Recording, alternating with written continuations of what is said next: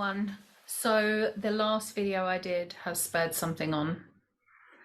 I found myself making lists of my favorite books, also trying to work out my favorite genres.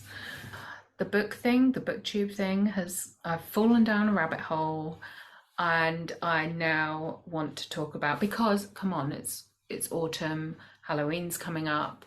Is there not a better time than now to talk about horror books? No, there's not. So I'm doing it. So I wanted to talk about my top 3 horror books. When I say horror books, I do feel like horror has many subgenres, right? I'm not really into the rotten flesh zombie thing. Rotting anything? Not really. I think for me, horror is more on the occult side. I'm heavy into like the magic, witch, vampire, wolves, tropes. And I think these horror, bar one, my 3 favorite, what I would consider horror books, fall into that sort of category of horror. So the third one, starting at number 3, is The Witching Hour by Anne Rice. Now, obviously, this is not a new book. In fact, none of them are new books. I do feel like Anne Rice is currently looked over way too much. She was big in the 90s. She was big in the early noughties. But I feel like the movies that came out, The Interview with the Vampire, The Queen of the Damned, I feel like they massively dampened her legacy.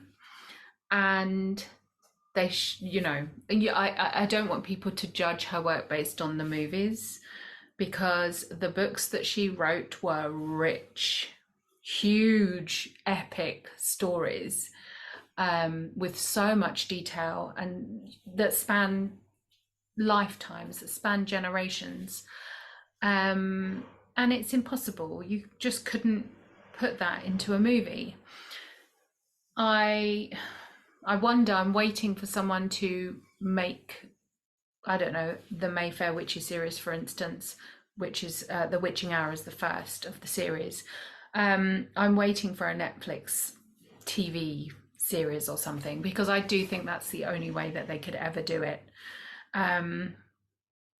So yeah, The Witching Hour, it is a book that follows a family of witches from way back when to now, to the present day. And it's sort of from the perspective of Rowan Mayfair, who is a doctor, a young Mayfair witch who has been isolated and adopted and doesn't know anything about her family history, and she's trying to reconnect with them. She wants to know where she's from, and she's meeting the family, and she's, getting involved with the family and finding out stuff as you're finding it out as well.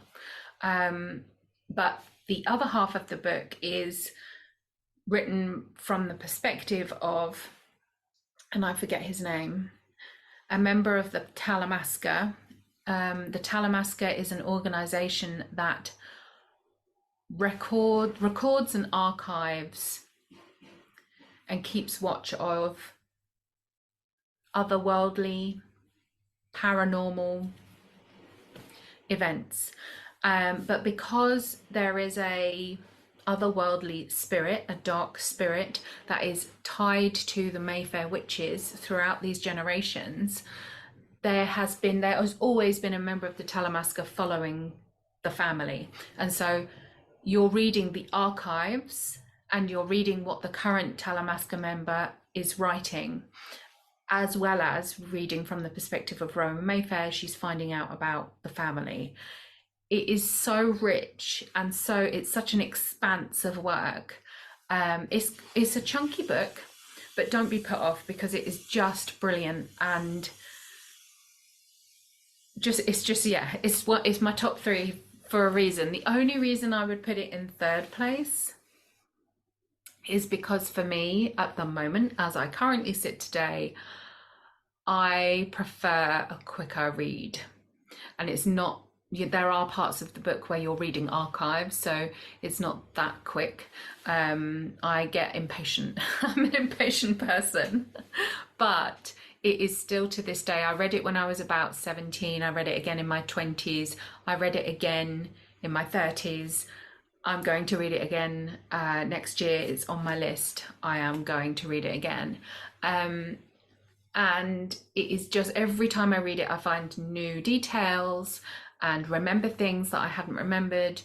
It's just a box of goodies. It is a really good book. The second on my list, or the second in the number 2 spot, is Bram Stoker's Dracula. Now, hear me out, because I know that everyone is like, really, Dracula? Oh my God. If you are a vampire fan and you like other vampire-based movies, books, whatever, and you haven't read Bram Stoker's Dracula, how dare you? First of all, how dare you? Second of all, please read it. Oh my goodness. Because if you read it from the perspective of, like nowadays, our present knowledge, our knowledge base of vampires, if you read it from your perspective now, you're going to be shouting at the book going, here's a vampire. What you've got to remember is that this was the OG. This was the daddy, the granddaddy vamp, right? And this book is where it's all come from. This book is where we have pulled every vampire reference from. And when you consider that, it's just mind-blowing. I have read other books that came out before Bram Stoker's Dracula about vampires, and they are not the same sort of vampires. They are energetic vampires. They're people that drain other people. They are not blood-sucking Count Dracula vampires. Also, if you're a Van Helsing fan, we meet Van Helsing in Bram Stoker's Dracula. This is where he has come from. Please read it. It is the best book. I would actually go as far to say that it is my maybe all-time favorite book. Yeah. But as far as horror goes, it's number 2. And it is a horror if you read it from the perspective of someone from, you know, the 1800s. It's definitely a horror. If you read the original, you will see so many other things where other movies or setups have been pulled from. It has fueled so many storylines. And you'll also read things that aren't really spoken of, that you never knew were linked to Dracula. And I'm not going to tell you those things because I'll spoil it for you, but you have to read it. I've actually convinced my husband that this is also his favorite book now. He's listening to the audiobook as he drives, because he does a lot of driving. He's listening to the audiobook, I think for the 3rd time. And he came home last night and went, oh, I'm at this bit and I'm at that bit. And, you know, I think Lucy Westenborough has just spoken to a Yorkshireman on the hill next to the Abbey. And he said, I don't know what he was saying. And don't worry, darling, I have one of my many books. I've got the Penguin Classic cloth bound, and in the back of it, it's got notes from where references have been pulled on, what words mean that we no longer use anymore, like archaic words.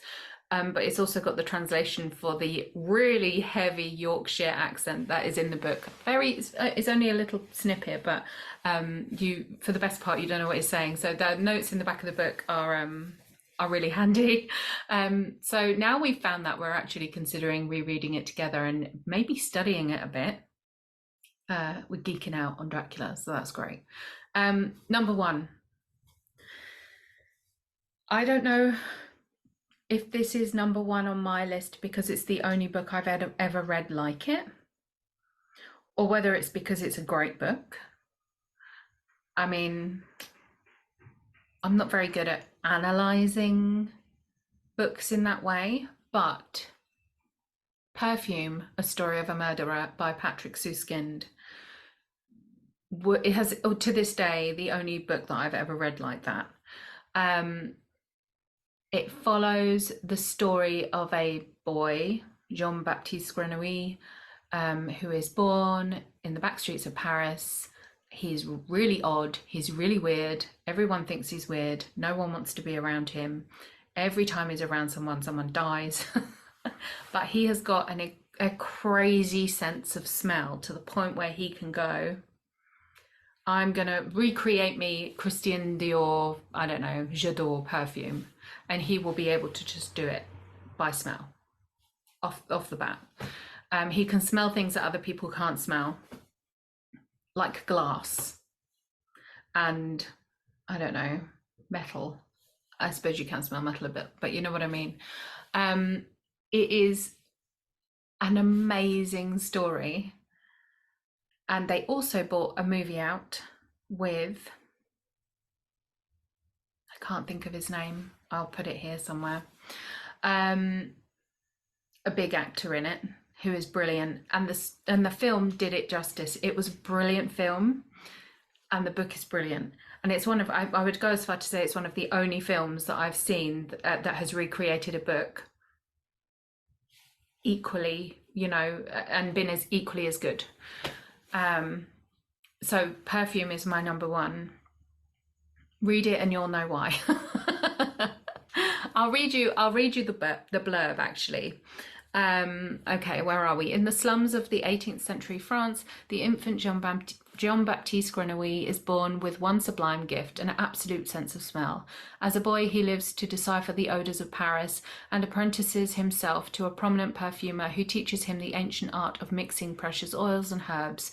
But Grenouille's genius is such that it is not satisfied to stop here, and he becomes obsessed with capturing the smells of objects such as brass doorknobs and fresh cut wood. Then one day he catches a hint of a scent that will drive him on an ever more terrifying quest to create the ultimate perfume, the scent of a beautiful young virgin. It does not have rape in it. Just thought I'd throw that out there. Told with dazzling narrative brilliance, Perfume is a hauntingly powerful tale of murder and sensual depravity. I'm sorry, the rape thing, I felt like I had to throw that in there, but it is obviously a horror book. There are murder in all of these books, and weird, crazy, triggering, these are horror books, right? However, yeah, it's a brilliant book. I don't know where to go from here, actually. I am in the mood for a horror book. I also read recently The Southern Book Club's Guide to Slaying Vampires by Grady, Hendrix. The blurb says it's fried green tomatoes and steel magnolias meets Dracula in a southern flavoured supernatural thriller. It was a little bit, I don't know, I feel like it could have been in the world of True Blood, if you've ever read, because there are books first, but seen the series of True Blood, like a southern vampire, you know, town. It could easily fit into that sort of world. That was a good one, although the vampire was really weird in it. Really odd method of drinking blood.